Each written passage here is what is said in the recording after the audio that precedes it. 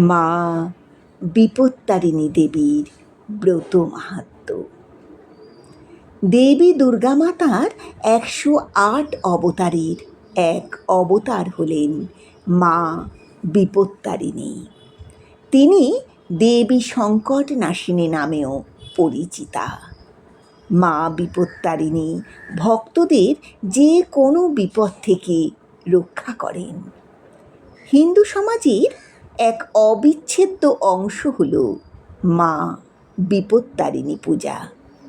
বিপদ থেকে মুক্তি এবং পরিবার পরিজনের সার্বিক মঙ্গল কামনায় বাংলার ঘরে ঘরে মা বিপত্তারিণী দেবীর পুজো অত্যন্ত নিষ্ঠা এবং ভক্তি সহকারে অনুষ্ঠিত হয়।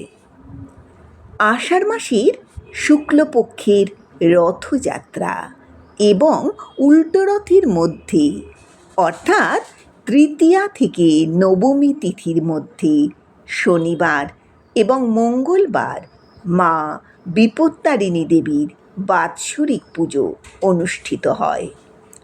2025 সালের 28শে জুন বা 13ই আষাঢ় শনিবার এবং 1 জুলাই বা 16ই আষাঢ় মঙ্গলবার মা বিপত্তারিণী দেবীর পুজো অনুষ্ঠিত হবে। মা কালী এবং আদ্যা শক্তিরই এক রূপ হল মা বিপত্তারিণী দেবী। মা বিপত্তারিণী দেবীর পুজোর আগের দিন নিরামিষ আহার করা হয়।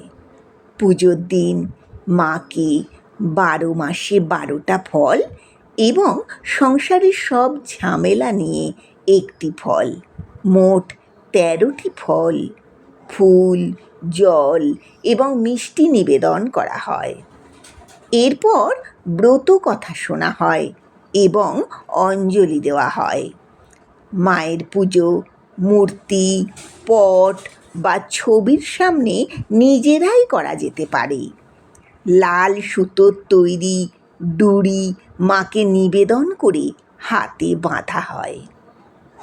মায়ের পুষ্পাঞ্জলি মন্ত্র হল দুর্গান শিবান শান্তিকৌরিং ব্রহ্মাণি ব্রহ্মণপ্রিয়াং সর্বলোক প্রণিত্যঞ্চ প্রণমামি সদা শিবান মঙ্গলাং শোভনাং শুদ্ধাং নিষ্কলাং পরমাং কলাং বিশ্বেশ্বরীং বিশ্বমাতাং চণ্ডিকাং প্রণমাম্যহম। এসো পুষ্পাঞ্জলি গৃহীন পরমেশ্বরী বিপত্তারিণী চণ্ডিকাই নমঃ।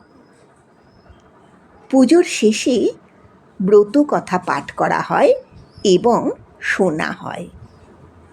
মা বিপত্তারিণী পুজোর ব্রত কথা। পুরাকালে বিদর্ভ রাজ্যে সত্যদাস নামে এক রাজা ছিলেন। তার পুত্রের নাম ছিল অলোকেশ।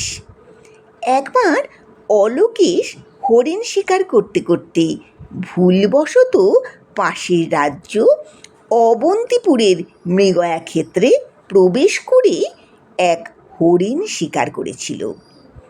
অবন্তী রাজ্যের সেনারা অলোকেশকে তাদের রাজ্যে হরিণ শিকার করতে দেখে ধরে রাজ দরবারে নিয়ে গিয়েছিল।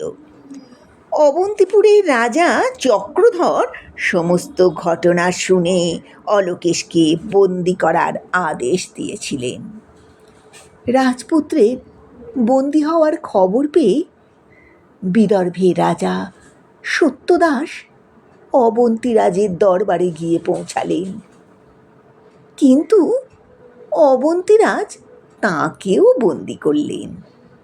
বিদর্ভের রানী রত্না স্বামী এবং পুত্রের বন্দি হওয়ার খবর পেয়ে কান্নায় ভেঙে পড়লেন। দিনটি ছিল রথযাত্রার পরের মঙ্গলবার। রানী চোখের জল মুছে ভক্তি ভরে মা বিপত্তারিণী দেবীর পুজো করলেন এবং বিপদ থেকে রক্ষা পাওয়ার জন্যে মা বিপত্তারিণী দেবীর স্তব করতে লাগলেন এবং সংকল্প করলেন মায়ের কৃপা না পেলে দেহত্যাগ করবেন।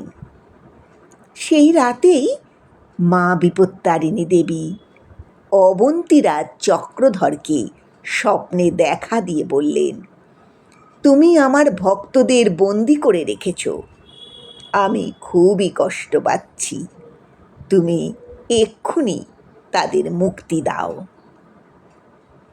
অবন্তীরাজ সাথে সাথেই বিদর্ভরাজ সত্যদাস এবং পুত্র অলোকেশকে মুক্তি দিলেন। সেই সঙ্গে নিজের মেয়ের সাথে অলোকেশের বিয়ে দিলেন। দেবীর প্রসাদ লাভ করে দুই রাজ্যের শান্তি ফিরেছিল। এই ব্রতকথা স্মরণ করে বাংলার ঘরে ঘরে স্ত্রী পুরুষ নির্বিশেষে সংসারের সমস্ত বিপদ কাটিয়ে ওঠার জন্যে ভক্তি ও নিষ্ঠা ভরে মা বিপত্তারিণী দেবীর পুজো করে থাকে। মা বিপত্তারিণী দেবী হলেন দেবী দুর্গা বা কালীরই এক রূপ। দেবী বিপত্তারিণী হলেন সিংহবাহিনী। কোথাও তিনি রক্তবর্ণা, আবার কোথাও কালীর মতো কৃষ্ণবর্ণা। মা বিপত্তারিণী দেবীর দুইটি হাতে থাকে খড়গ ও ত্রিশূল, অপর দুই হাত বরমুদ্রা ও অভয় মুদ্রায় থাকে। কথিত আছে মার্কণ্ডেয় মুনি প্রথম মা বিপত্তারিণী ব্রতকথা প্রচার করেছিলেন। মা বিপত্তারিণী দেবীর ব্রতকথা শোনার পরে প্রসাদ খেয়ে উপবাস ভাঙা হয়। মা বিপত্তারিণী দেবীর পুজো চলাকালীন কারোর সাথে কথা বলা উচিত নয়।